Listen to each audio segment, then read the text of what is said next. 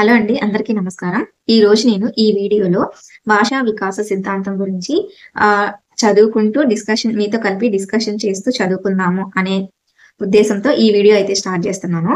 So, ఇప్పుడైతే నోమ్ Chomsky భాషా వికాస సిద్ధాంతం గురించి నేను చదువుతూ అలాగే మీకు కూడా చెప్తాను.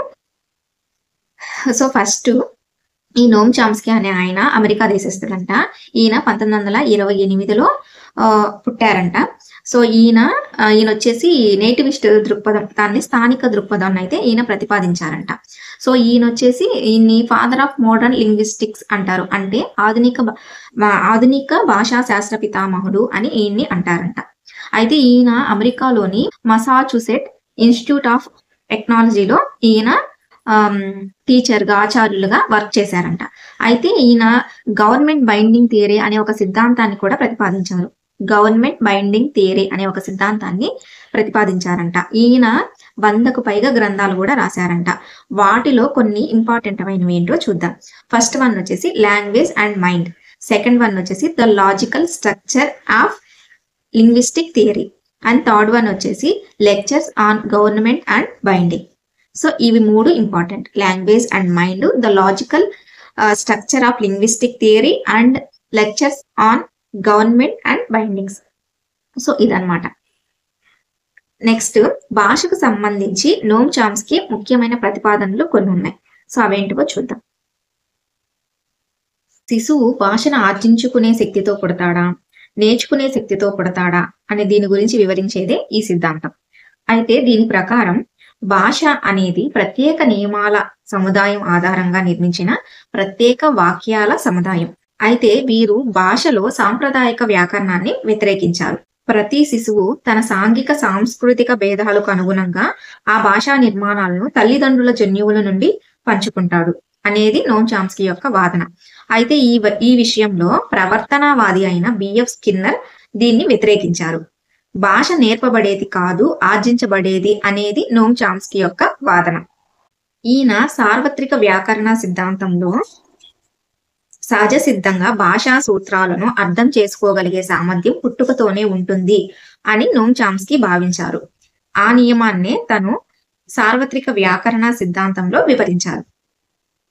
పిల్లలు వారి మేధస్సులో ప్రోగ్రామ్ చేయబడిన కొన్ని వ్యాకరణ నియమాలతో పుడతారు అని కూడా నోమ్ చామ్స్కీ భావించారు. ఈయన స్కిన్నర్ కార్యసాధక సిద్ధాంతాన్ని వ్యతిరేకించారు. అందుకనే భాషను అభ్యసించడం అని కాకుండా ఆర్జించే అనే పదాన్ని నోమ్ చామ్స్కీ ప్రయోగించాడు. వ్యక్తులందరిలో సహజ సిద్ధంగా ఉండే భాషా అవగాహన సామర్థ్యానికి కారణమయ్యే వ్యాకరణంను సార్వత్రిక వ్యాకరణం అన్నారు. ఎడమ మస్తిష్కార్ధ గోళంలో బ్రోకా ప్రాంతం భాషోత్పత్తి విధిని నిర్వహిస్తుంది అనేది ఈయన యొక్క వాదన. స్థానిక భాషకు చెందిన నిర్మాణాలు పుట్టుకతోనే శిశువు కలిగి ఉంటాడు అనేది ఈయన యొక్క వాదన.